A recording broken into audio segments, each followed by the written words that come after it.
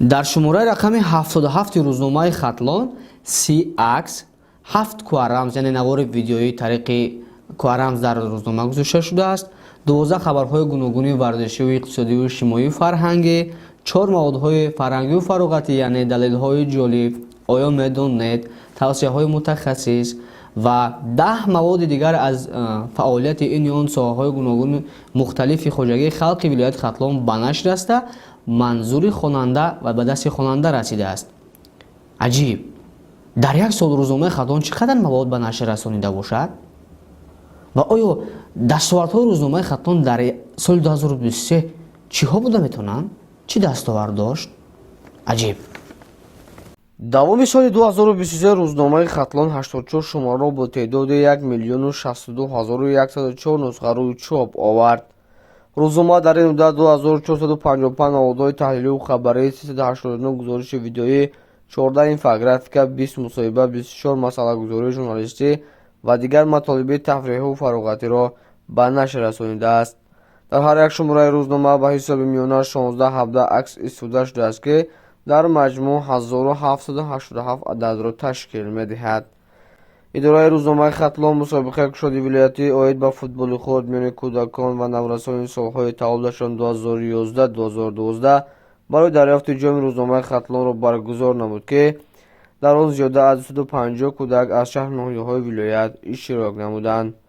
дар фарҷоми мусобиқа дастаҳои ғолиб ва бозингарони беҳтарин бо ҷом, медал, тӯҳфа ва ифтихорномаи идораи рӯзномаи Хатлон сарфароз гардонида шуд. давоми соли 2023 зиёда аз 500 мавод ба шуъбаи номаҳои рӯзномаи Хатлон ворид гардидааст ки аз ин 293 адади он нашр шудааст. соли ҷорӣ аз ҷониби идораи рӯзномаи Хатлон 4 озмуни ҷумҳуравӣ аз қабили Абурайҳони Берунӣ, Алломаи Машриқзамин, Тахти Сангин, рамзи таърихи пурғановати тоҷик, ифтихори ватандорӣ ва садоқат ба пешвои миллат, садоқат ба ватан ташкилу гузаронида шуд. инчунин соли 2023 аз ҷониби идораи рӯзномаи Хатлон 3 китоб аз қабили муҳаррир ба ифтихори 85-солагии собиқ сармуҳаррири рӯзномаи Ҳақиқати Қурғотепа имрӯза Хатлон, Зиндаёд Муқим Абдурахмонов, Маҷмӯаи Берунӣ ва Тахти Сангин, мояи ифтихори тоҷикон ба ифтихори 1050-солагии Алломаи Машриқзамин, Абурайҳони Берунӣ ва 2500-солагии шаҳраки Тахти Сангин ва маҷмӯаи ифтихори ватандорӣ ба чоп расонида шуд. рӯзномаи Хатлон дар ҷашни 111-солагии матбуоти тоҷик бо сипосномаи Вазорати фарҳанги ҷумҳурии Тоҷикистон сарфароз гардида, хабарнигори рӯзнома Фарида Баротова барандаи ҷоизаи Иттифоқи журналистони Тоҷикистон ба номи Воҳид Асрорӣ гардидааст. боиси хушнудист ки кормандони рӯзнома ба дастовардҳои зерин ноил гардиданд. сармуҳаррири рӯзнома бо ифтихорномаи мақомоти иҷроии ҳокимияти давлатии вилояти Хатлон, мудири шуъбаи ҳокимияти давлатии рӯзнома Суҳроб Азизода бо мукофоти давлатии меҳнати хизмати шоиста ва хабарнигори минтақавии рӯзнома Ҷаҳонгиршоҳ Рустамшоҳ бо ифтихорномаи мақомоти иҷроии ҳокимияти давлатии вилояти Хатлон сарфароз гардонида шуд. дар ин давра дар Вазорати фарҳанги ҷумҳурии Тоҷикистон маросими ҷамъбаст ва қадрдонии ғолибони озмуни ҷумҳуравии китоби сол 2023 баргузор гардид ки дар вазъияти тантанавӣ ба идораи рӯзномаи Хатлон дипломи ғолиби озмуни мазкур барои китоби публисистӣ Ифтихори ватандорӣ тақдим карда шуд.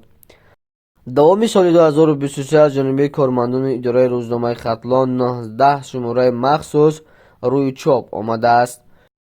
чуноне ки пештар иттилоъ дода будем, соли 2022 корманди рӯзнома Далер Ибодуллозода ва Набиҷони Сайдаброр дар давлати тирамоҳии давталабон ба сафи артиши миллӣ пайваста буданд. соли 2023 сарбаландона аз хизмати ҳарбӣ баргаштанд. ҳамон тавре ки дар боло ишора намудем, давоми сол рӯзнома ба миқдори зиёда аз 1 миллион нусха аз чоп баромада дастрасӣ хонанда гардидааст. метавон қайд намуд ки рӯзномаи Хатлон сарфи назар аз рақобати ҷиддӣ дар майдони матбуоти тоҷик, фаъолияти садҳо сомонаҳои интернетӣ, шабакаҳои иҷтимоӣ, воситаҳои ахбори оммаи электронӣ, агентиҳои иттилоотӣ хонандаи худро дорад. бо назардошти шумораи обуначиҳо, хонандагону аъзоёни гурӯҳҳои рӯзнома дар сомонаҳои интернетӣ, шабакаҳои иҷтимоии Фейсбук, Инстаграм, Одноклассик, Телеграм, ТикТок ва Ютуб, Хатлон моҳона беш аз 1 миллион хонанда ва бинанда дорад. фаҳмо. бинандаи азиз, то ин даму то ин лаҳза ҳар маводу ҳар матлабе ки дар саҳифаҳои рӯзномаи Хатлон дар шабакаҳои иҷтимоӣ ба таб расид, ба нашр расид, пешкаши шумо гардонида шуд, агар тавониста бошем лаҳзаи хотири шуморо болида гардонида бошем, пас мо аҳли эҷод аз ин сарфарозем. дар соли 2023 ҳар қуввату тавоне ки доштем кӯшиш кардем ки баҳри болидароҳии хонанда ва муштариёни худ матлабҳо ба нашр расонида бошем. то ин дам, то ин лаҳза, то ин дақиқаҳо дар соли 2023 бо мо будед, моро хондед. изҳори сипос мекунад аҳли эҷод. ҳамаи он дастгириҳои шумо буд ки рӯзнома ба ин дастовардҳо ноил гардид.